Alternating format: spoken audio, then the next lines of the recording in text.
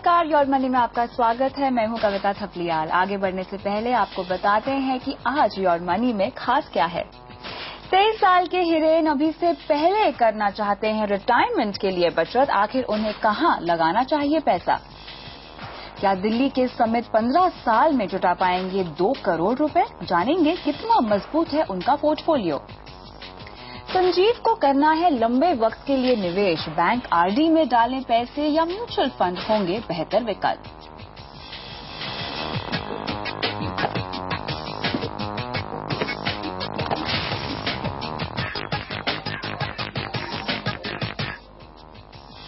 आज हम बात करेंगे म्यूचुअल फंड्स की और सवालों के जवाब देने के लिए हमारे साथ है वाइस इन्वेस्ट एडवाइजर्स के सीईओ हेमंत सुस्ती। हेमंत, आपका स्वागत है। तो चलिए शुरुआत करते हैं पहले दर्शक के साथ। हिरेन हमारे साथ फोन लाइन पे जुड़े हुए हैं। नमस्कार हिरेन, बताइए अपने बारे में कुछ, कहाँ से बोल रहे हैं और क्या सवाल है आपका? मैं सूरत से बोल रहा हूँ। हाँ जी। और मुझे एक प्रश्न है कि मुझे 30 साल के लिए 1 करोड़ इन्वेस्टमेंट करना, 1 करोड़ रुपए चाहिए और मुझे 15 साल में 30 लाख रुपए चाहिए। तो कौन कौन से फंड में मैं कितना इन्वेस्टमेंट कर सकता हूँ? ठीक है, आपकी उम्र क्या है? 23। और आपने अभी तक शादी की है? नहीं। ठीक है, तो आप ये जो प्लानिंग कर रहे हैं ये किस लिहाज से कर रहे हैं? एक जो 30 साल में जो रिटायरमेंट के लिए और जो 15 साल में चाहिए बच्चों की शादी के लिए, बच्चों की और पढ़ाई के लिए। और पढ़ाई के लिए भी। चलिए, बहुत अच्छी बात। सबसे पहले तो हेमंत जी, ये अपनी बच्चों के लिए और रिटायरमेंट के लिए अभी से सोच रहे हैं। महज 23 इयर्स के हैं ये, तो आई थिंक हमें कांग्रेचुलेट करना चाहिए इन्हें इतने अर्ली इन्वेस्टमेंट डिसीजंस लेने के लिए। तो बताएं किस तरह से हम इन्हें मदद कर सकते हैं। इन्होंने कुछ फंड्स के भी विकल्प यहाँ पे दिए हैं, ICICI pru focus blue chip और आईडीएफसी प्रीमियर इक्विटी। क्या और जानना चाहते हैं कि 10,000 रुपए महीना क्या इसमें लगा सकते हैं या नहीं? तो क्या सलाह होगी? कविता, मैं बिल्कुल एग्री करता हूं आपसे। आई थिंक बहुत कम इन्वेस्टर ऐसे हैं जो इतने लंबे समय से पहले ही सोचना शुरू करते हैं। सुनने में काफी आसान लगता है कि जितना जल्दी हो सके शुरू करिए। बहुत कम लोग ऐसा करते हैं, लेकिन जो भी करते हैं यकीन मानिए उनको काफी सफलता मिलती है। तो आई थिंक उस हिसाब से देखें तो हिरेन बिल्कुल सही रास्ते पे हैं। इन्होंने अपने 2 गोल्स की बात की। उन्होंने कहा कि 15 साल में इनको करीब 50 लाख रुपए चाहिए और इनको 30 साल में करीब 1 करोड़ रुपए चाहिए अपनी रिटायरमेंट के लिए। दोनों के दोनों गोल जो हैं, जैसे लॉन्ग टर्म गोल है, 15 से 30 साल का होराइजन है। क्लियरली काफी समय है उनके पास और जो स्ट्रैटेजी ये चुनना चाहते हैं कि भाई हर महीने पैसा इन्वेस्ट करेंगे, जो बिल्कुल सही है, क्योंकि तभी आप एक बड़ी रकम बना सकते हैं। इसके साथ में एक तो कि टाइम कमिटमेंट कि आपने 15-30 साल के लिए इन्वेस्ट किया। दूसरा बहुत जरूरी है कि आप सही तरह के इन्वेस्टमेंट ऑप्शन चुनें, यानी ऐसी इन्वेस्टमेंट ऑप्शन चुनें कि लॉन्ग टर्म में जो आपको इन्फ्लेशन से आगे रख सके। इसीलिए इतने लंबे समय के लिए वेल डाइवर्सिफाइड इक्विटी फंड जो है इनके लिए बिल्कुल सही ऑप्शन रहेगी। इन्होंने ऑलरेडी 2 फंड यहाँ पे चुने हैं, लेकिन उससे पहले हम देखते हैं कि जो इन्वेस्टमेंट ये करना चाहते हैं, उन्होंने कहा 10,000 रुपए ये इन्वेस्ट कर सकते हैं। अब देखते हैं कि इससे अपना ये गोल अचीव कर सकते हैं कि नहीं। अच्छा। पहला जो इनका गोल है, जहां पे इनके पास 15 साल का समय है, 50 लाख रुपए इनको अचीव करने हैं, उसके लिए अगर हम मान के चलें, क्योंकि ये इक्विटी फंड में इन्वेस्ट कर रहे हैं और लंबे समय के लिए इन्वेस्ट कर रहे हैं, हम अगर ये मान के चलें कि वो 12% का एनुअलाइज रिटर्न अगर कमाएं इसके ऊपर, तो करीब उनको 11,000 रुपए की इन्वेस्टमेंट करनी है। अच्छा, दूसरा जो एक गोल के लिए। अच्छा। दूसरा जो इनका गोल है वो है 30 साल का समय है। हाँ। देखिए कितना फर्क पड़ेगा यहाँ पे। डबल उनको कॉर्पस चाहिए 1 करोड़, लेकिन सिर्फ 3,000 रुपए उनको इन्वेस्ट करने हैं। तो कुल मिलाकर यहाँ पे इनको 14,000 रुपए इन्वेस्ट करने हैं। इन्होंने कहा है कि ये करीब 10,000 रुपए इन्वेस्ट कर सकते हैं, तो इसका मतलब है कि इनको 4,000 रुपए इन गोल्स को अचीव करने के लिए लगाने पड़ेंगे। हो सकता है इनके पास अभी इतना पैसा ना हो, तो कोई बात नहीं, अपना प्रोसेस को शुरू करें। जैसे जैसे इनकी इनकम बढ़े तो उस पैसे को बढ़ा दें। अगर कर सकते हैं आज तो डेफिनेटली आज से शुरू करें तो बिल्कुल सही रहेगा। 2 फंड इन्होंने ऑलरेडी बात की है यहाँ पे, आईसीआईसीआई फोकस और आईडीएफसी प्रीमियर इक्विटी। मैं चाहूंगा कि एक और फंड इनको मैं रिकमेंड कर रहा हूँ, ये 4,000 रुपए के लिए जो बात कर रहे हैं यहाँ पे, बिरला फ्रंटलाइन इक्विटी फंड, उसको देख सकते हैं। तो इस तरह से ये अपने 3 फंड में 14,000 अगर इन्वेस्ट करें तो एक गोल को अचीव कर सकते हैं। एक चीज और कविता इनको यहाँ पे ध्यान रखनी पड़ेगी, समय देखिए, एक में 15 साल है, एक में 30 साल। तो मैं चाहूंगा कि ये अपने पोर्टफोलियो है दोनों गोल्स के लिए अलग अलग बनाए। अच्छा। अगर आप एक ही पूल बनाएंगे तो आप उसको ट्रैक नहीं कर पाएंगे। 15 साल के बाद जब इनका एक गोल अचीव हो जाएगा तो आगे जो आने वाला समय है वो पैसा भी इनके रिटायरमेंट के लिए या दूसरे गोल्स के लिए डाइवर्ट हो सकता है। क्योंकि 15 साल के बाद उनको वो एजुकेशन या 15-18 साल के बाद जरूरत नहीं है। तो अलग अलग पोर्टफोलियो बनाने से क्या है, एक तो आपका ट्रैक रहेगा, आपको पता चलेगा कि आप सही ट्रैक पे हैं नहीं है कि नहीं, या कहीं शॉर्टफॉल होने वाला है कि नहीं। तो मैं चाहूंगा कि जैसा मैंने कहा, दोनों के लिए अलग अलग पोर्टफोलियो बना ले। और जो बाकी गोल्स हैं, 2 गोल तो उन्होंने डिफाइन कर दिए, आई एम श्योर इनके और भी गोल्स होंगे, और उनको घर लेना हो सकता है। लॉन्ग टर्म है, शॉर्ट टर्म गोल्स भी होंगे बिल्कुल। अगर है शॉर्ट या मीडियम टर्म के, तो वहां पे इनको डेट या हाइब्रिड तरह का जो इन्वेस्टमेंट है उनको देखें, तो लॉन्ग टर्म इक्विटी में जाएगा, शॉर्ट टर्म डेट में जाएगा, मीडियम टर्म जो हाइब्रिड में जाएगा, या इक्विटी और डेट के मिक्स में जाएगा। इस तरह से अपना एसेट एलोकेशन बनाइए, रिस्क रिवॉर्ड में भी रेशियो सही रहेगा और अपने जो गोल्स हैं उनको अचीव कर पाएंगे। बिल्कुल। यहाँ पे तो आपने जो प्लानिंग बताई है वो 14,000 के हिसाब से बताइए। करंट उनकी जो सिचुएशन है सिर्फ 10,000 रुपए निवेश करने की है, तो किस तरह डिवाइड करें अपने पोर्टफोलियो में वो? देखिए, 2 फंड इन्होंने चुने हैं, आईसीआईसीआई फोकस और आईडीएफसी प्राइमरी इक्विटी, दोनों ही हाई क्वालिटी फंड है। 10,000 रुपए इन्वेस्ट कर रहे हैं, तो मैं ये चाहूंगा क्योंकि लॉन्ग टर्म में आपका जो रेशियो है वो 60 to 40% होना चाहिए, यानी 60% जो लार्ज कैप में जाए, 40% मिड कैप में। यहाँ ये बता दूं कि आईडीएफसी प्राइमरी इक्विटी जो है वो एक मिड कैप फंड है और आईसीआईसीआई फोकस जो है लार्ज कैप फंड है। अच्छा। उस तरह से करें, बट जैसा मैंने कहा 3,000 रुपए इनको इन्वेस्ट करने लॉन्ग अपने रिटायरमेंट के लिए, और 11,000 रुपए इन्वेस्ट करने इनको अपने चिल्ड्रन की जो एजुकेशन है उसके लिए फोकस कर सकते हैं। रिटायरमेंट के लिए समय काफी है, 1-2 साल के बाद भी शुरू कर सकते हैं। अगर चाहें तो पूरा का पूरा 10,000 जो है वो चिल्ड्रन एजुकेशन के हिसाब से लगा सकते हैं। 6,000 रुपए आईसीआईसीआई फोकस और 4,000 आईडीएफसी प्राइमरी इक्विटी। चलिए, तो यहाँ पर हिरेन, उम्मीद करते हैं कि आपको अपने सवाल का जवाब मिल गया होगा। आपने जो 2 फंड्स चुने हैं उसके साथ साथ यहाँ पे हेमंत आपको एक और फंड बता रहे हैं, वो है बीएसएल फ्रंटलाइन इक्विटी। इसमें भी आगे चलकर जो है आप खासतौर से आपका जो रिटायरमेंट का गोल है, इस फंड में आप वो पैसे निवेश कर सकते हैं। उम्मीद करते हैं कि आपको अपने सवाल का जवाब मिल गया होगा। अब बढ़ते हैं अगले दर्शक की ओर। यहाँ पे अहमदाबाद से कार्तिक कुलकर्णी का ईमेल आया है। 32 साल के हैं ये और 2 साल से एसआईपी कर रहे हैं। एचडीएफसी टैक्स सेवर में 2,000 रुपए महीना डालते हैं। एसबीआई मैग्नम टैक्स गेन में 1,000 रुपए महीना डाल रहे हैं। 2,000 रुपए महीना और लगा सकते हैं और जानना चाहते हैं कि 20 साल में कितने पैसे ये जोड़ पाएंगे। इनकी एक बेटी भी है जिसकी उम्र 2.5 साल की है। बेटी की पढ़ाई के लिए 15 लाख और उसकी शादी के लिए 20 लाख रुपए जुटाना चाहते हैं और अपने रिटायरमेंट के लिए 35 लाख का लक्ष्य इन्होंने यहाँ पर रखा हुआ है। तो सबसे पहले तो इन्होंने अभी जो फंड्स सिलेक्ट किए हैं वो आपको कैसे लगते हैं? देखिए कविता, एक सबसे इम्पोर्टेंट चीज क्या है, 3 गोल्स इन्होंने यहाँ पे अपने कहे हैं। पहला इनका गोल है डॉटर की एजुकेशन के लिए, दूसरा है उनकी मैरिज के लिए और तीसरा उनके अपने रिटायरमेंट के लिए। जब हम फाइनेंशियल प्लानिंग की प्रोसेस की बात करते हैं, कोई भी इन्वेस्टमेंट प्रोसेस की बात करते हैं, 3 इंपॉर्टेंट स्टेप है। एक तो ये कि अपने गोल्स को एस्टैब्लिश किए जो इन्होंने कर लिया है। दूसरा है अपने टारगेट्स बनाइए, वो भी इन्होंने कर लिया। इन्होंने कहा है कि बेटी की एजुकेशन के लिए 15 लाख चाहिए, मैरिज के लिए 20 लाख चाहिए और उनके रिटायरमेंट के लिए उनको 35 लाख चाहिए। एक इंपॉर्टेंट स्टेप और है यहाँ पे, बेसिकली टाइम होराइजन, वो इन्होंने यहाँ पे डिसाइड नहीं किया है। तो यहाँ पे अगर उनकी मदद करें, इन्होंने कहा बेटी की जो उम्र है वो करीब 2.5 साल है। तो मैं ये मान के चल रहा हूँ कि एजुकेशन के लिए, हायर एजुकेशन के लिए स्पेशली उनको 16 साल के बाद पैसा लगेगा, मैरिज के लिए करीब 22 साल और उनके अपने रिटायरमेंट के लिए करीब 28 साल। तो ये उनका टाइम होराइजन बन गया।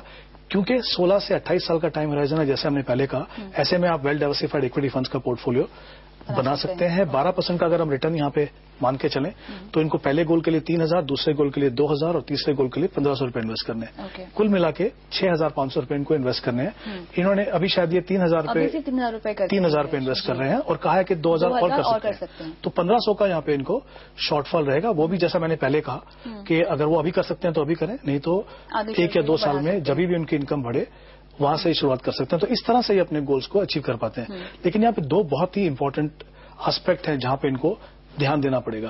पहला ये कि इनके जो दोनों फंड हैं वो ELSS के फंड्स हैं, इक्विटी लिंक सेविंग स्कीम।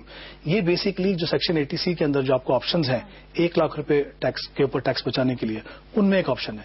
अगर आपको इक्विटी में इन्वेस्ट करना है, अगर आपकी इक्विटी जो आपके एसेट एलोकेशन का हिस्सा है, तो ELSS एक बहुत ही अच्छी ऑप्शन है। लेकिन उसमें तभी इन्वेस्ट कीजिए अगर आपको टैक्स बचाना है। मुझे नहीं मालूम है कि इनको टैक्स के लिए ये इन्वेस्टमेंट कर रहे हैं कि लॉन्ग टर्म के लिए इन्वेस्टमेंट कर रहे हैं। तो जैसा मैंने कहा, अगर टैक्स सेविंग उनका एक पर्पज है तो उसको आप इक्विटी का हिस्सा बना सकते हैं, उसमें कोई प्रॉब्लम नहीं है। लेकिन अगर वो टैक्स सेविंग के लिए नहीं इन्वेस्ट कर रहे हैं तो लॉन्ग टर्म के लिए फिर ये ऑप्शन डेफिनेटली मुझे लगता नहीं उनके लिए सही है। तो एक चीज तो यहाँ पे इनको डेफिनेटली ध्यान देना है। दूसरा, इन्होंने जो टारगेट लगाए हैं मुझे लगता है कहीं कंजर्वेटिव है। देखिए रिटायरमेंट की बात करें, रिटायरमेंट खासतौर से सिर्फ 35 लाख से कह रहे हैं कि इन्हें चाहिए, जो कि हम कैलकुलेट करें तो 28 साल बाद की ये बात कर रहे हैं। तो इन्होंने इन्फ्लेशन बिल्कुल भी यहाँ पे काउंटर नहीं मुझे नहीं लगता बिल्कुल किया। इनफैक्ट एजुकेशन के लिए भी जो बात कर रहे हैं हम, 15 लाख में एजुकेशन होना मुश्किल है।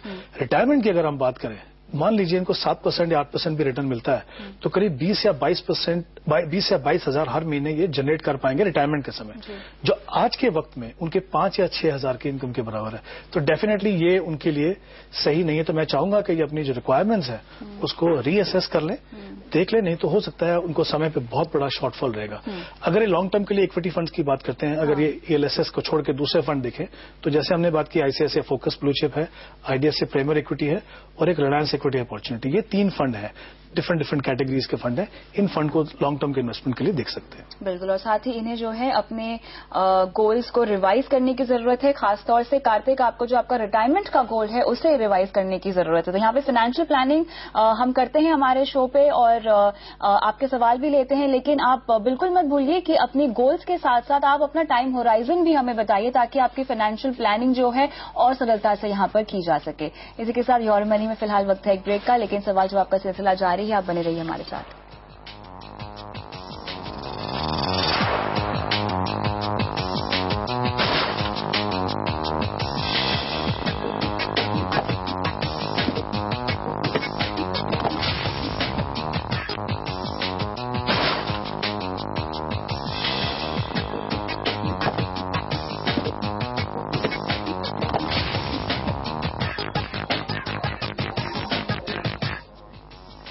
प्योर मनी में आज हमारा फोकस है म्यूचुअल फंड्स पर और सवालों के जवाब दे रहे हैं हेमंत सुस्तिगी।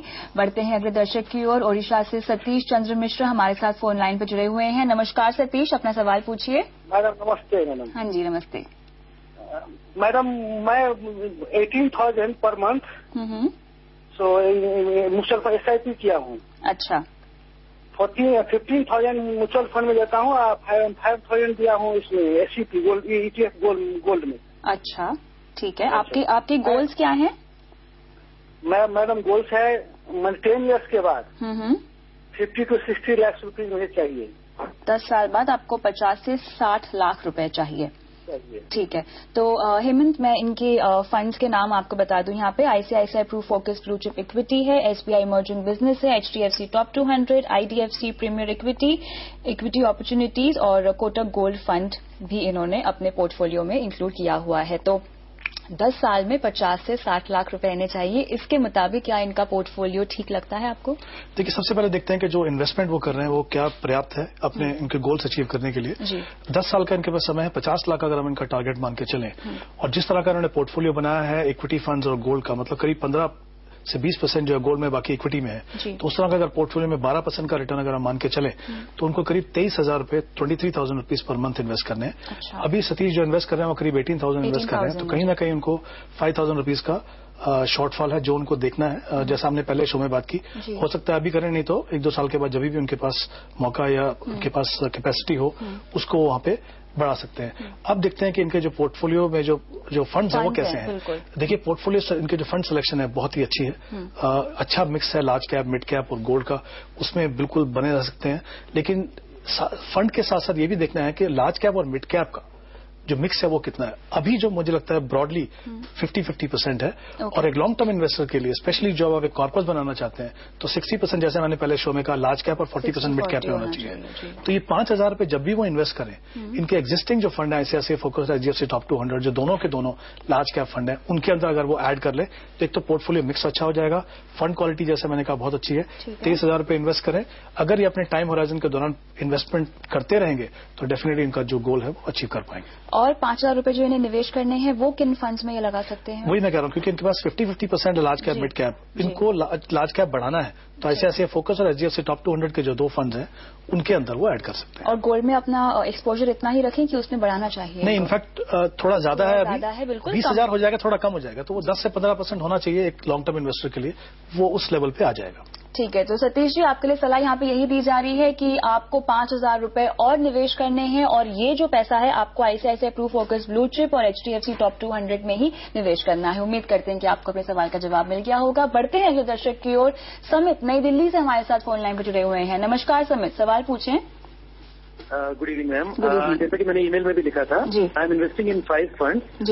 इसमें ICICI फोकस में मेरा 5,000 का इन्वेस्टमेंट है, फ्रैंकलिन ब्लू चिप में 5,000 पर मंथ, IDFC प्रीमियर में 5,000, UTI opportunity 6,000 and SBI emerging business 5,000। और मेरा गोल है कि मुझे 15 साल में 2 करोड़ रुपए चाहिए। तो इसके लिए इतने फंड सफिशिएंट है या मुझे कुछ ऐड करना होगा, इनमें से कोई डिलीट भी करना हो? बिल्कुल, हेमंत से पूछते हैं। हेमंत, 15 साल में 2 करोड़ रुपए क्या समित को मिल जाएंगे इस करंट पोर्टफोलियो के चलते के साथ? बेसिकली अगर हम वही एजम्पशन लेके चलें जो हमने पहले शो में ली है, 15 साल का समय है, इक्विटी का पोर्टफोलियो है, 12% का अगर हम रिटर्न मान के चलें तो इनको करीब 42,000 रुपीज, 42,000 रुपए हर महीने इन्वेस्ट करने हैं। अभी जो इन्वेस्ट कर रहे हैं समित वो 26,000 रुपए इन्वेस्ट कर रहे हैं, तो 16,000 का यहाँ पे शॉर्टफॉल है। जहां तक फंड सिलेक्शन की बात है, फंड सिलेक्शन बहुत अच्छी है, लेकिन मुझे लगता है मिड कैप के ऊपर थोड़ा ज्यादा इनका रुझान है, उसको थोड़ा कम करने की जरूरत है। यानी उसमें से निकलना नहीं है इनको, जो एडिशनल पैसा हम जो इनको सजेस्ट कर रहे हैं डालने के लिए, जब भी वो डाले, इनके पास ऑलरेडी एक लार्ज कैप फंड है, ऐसे फोकस ब्लू चिप है, आई थिंक एक फ्रैंकलिन ब्लू चिप है। उन दोनों में अगर ये अपना एडिशनल पैसा डालें तो एक तो प्रोपोर्शन सही होगा और जो इनकी रिक्वायरमेंट है उसको भी पूरा कर पाएंगे। तो समित, यहाँ पे आपको अपना निवेश बढ़ाना है 16,000 से, और ये निवेश जो है, ये पैसे जो है आपको लार्ज कैप फंड्स में डालने हैं, जो है ICICI pru focus blue chip और फ्रैंकलिन ब्लू चिप। उम्मीद करते हैं कि यहाँ पर आपको अपने सवाल का जवाब मिल गया होगा समित। इसी के साथ योर मनी में फिलहाल वक्त है एक ब्रेक का, लेकिन आप बने रहिए हमारे साथ।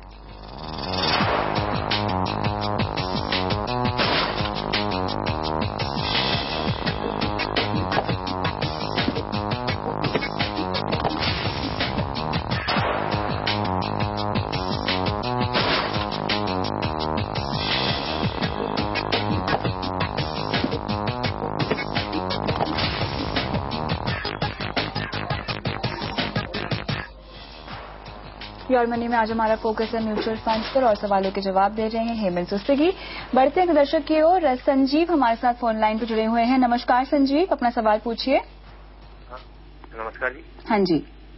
ऐसा है कि मेरी उम्र है 45 ईयर और मैं अभी 2 तो SIP कर रहा हूँ, 2,000 रुपए पर मंथ तो HDFC टॉप 200 में, ठीक है, और 2,000 रुपए फ्रैंकलिन ब्लू चिप फंड में, ठीक है, 10 to 20 ईयर्स की उसमें, ठीक है, 10 ईयर्स के लिए 10 ईयर्स की 2010 और 11 में चालू की है मैंने।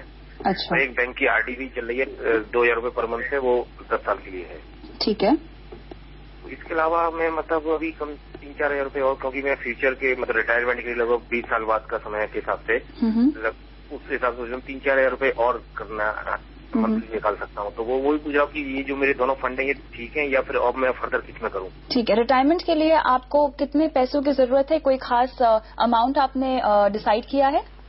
नहीं, ऐसा तो कोई खास स्पेसिफिक तो नहीं किया, पर कम से कम 50-60 लाख तो उससे ऊपर हो जाए तो ठीक है। ठीक है, तो इन्हें और 3,000 रुपए निवेश करने हैं, तो कहाँ कर सकते हैं, कैसे कर सकते हैं? देखिए, 2 इंपॉर्टेंट चीजें हैं। इनके पोर्टफोलियो में 2 फंड ऑलरेडी हैं, दोनों अच्छे क्वालिटी के फंड हैं, लेकिन दोनों के दोनों जो है वो लार्ज कैप फंड है। जैसा मैंने पहले कहा, पोर्टफोलियो में हमेशा मिक्स होना चाहिए लार्ज कैप और मिड कैप का। ऑफकोर्स ज्यादा पैसा लार्ज कैप में होना चाहिए। यहाँ पे इन्वेस्ट करना चाहते हैं 15 से 20 साल के लिए। फिर से वही मुद्दा है, इतना लंबा समय है, आपको इन्फ्लेशन को बीट करना है। आप एक अच्छे क्वालिटी एक इक्विटी फंड को देखें तो वहां पे एक मिड कैप फंड, एक अच्छा क्वालिटी मिड कैप फंड, जिसके बारे में हमने ऑलरेडी शो में बात की, IDFC प्रीमियर इक्विटी, वो यहाँ पे इन्वेस्ट कर सकते हैं। तो सही प्रोपोर्शन में दोनों सेगमेंट में इनका इन्वेस्टमेंट हो जाएगा। ये 10 साल के लिए इन्होंने, संजीव आपने कहा कि आप रिकरिंग डिपॉजिट में इन्वेस्ट कर रहे हैं। देखिए, ये बात सही है कि पोर्टफोलियो में सब तरह का मिक्स होना चाहिए, उसमें ट्रेडिशनल ऑप्शन या डेट और इक्विटी होना चाहिए, लेकिन आई थिंक इंपॉर्टेंट इशू यहाँ पे कितने समय के लिए आप इन्वेस्ट कर रहे हैं। 10 साल के लिए अगर आप इन्वेस्ट कर रहे हैं और आप इन्फ्लेशन को बीट नहीं कर रहे हैं तो कहीं ना कहीं आप मुश्किल में पड़ेंगे। तो मुझे लगता है 10 साल के लिए अगर ये पूरा इक्विटी में नहीं डालना चाहते हैं तो ये बैलेंस फंड देखें। RD जो रिकरिंग डिपॉजिट है उससे कहीं बेहतर उनको रिटर्न मिल सकती है 10 साल में। तो कुछ एक बैलेंस फंड में इनको यहाँ पे रिकमेंड कर रहा हूँ, कोटक बैलेंस और टाटा बैलेंस, वो देखें।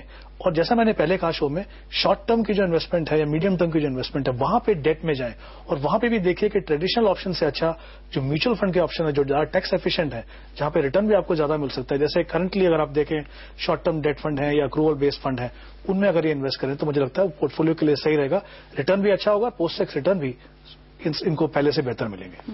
बिल्कुल। आपका और कोई सवाल है संजीव? नहीं, जैसे मैं रिलायंस इक्विटी अपॉर्चुनिटी में जाना चाह रहा था, वो जा सकता हूँ या नहीं, या IDFC जो भी बता रहे हैं उसमें बेटर है?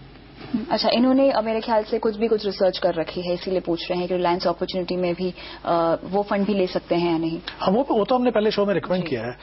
मैं सिर्फ इसलिए देख रहा था क्योंकि उनका पैसा ऑलरेडी लार्ज कैप में है, तो मिड कैप फंड ऐड करें। रिलायंस इक्विटी अपॉर्चुनिटी भी एक काफी अच्छा फंड है, उसमें भी इन्वेस्ट कर सकते हैं। उसमें लार्ज कैप और मिड कैप का मिक्स है, उन दोनों में से कोई भी फंड ले सकते हैं। और अगर इन्हें कल परसों अपना निवेश बढ़ाना हो तो वो पैसे किस फंड में डालने चाहिए? आई थिंक जो एडिशनल पैसा 3,000 की बात कर रहे हैं, इन दोनों में से कोई भी फंड ले सकते हैं। और तो इस तरह से उनका पोर्टफोलियो भी कंप्लीट हो जाएगा, उनके रिटर्न भी जो है पहले से बेहतर हो सकते हैं। संजीव, आपका और कोई सवाल है? नहीं, थैंक यू। ठीक है, चलिए, इसी के साथ हेमंत, बहुत बहुत शुक्रिया शो पर आके दर्शकों के सवालों का जवाब देने के लिए।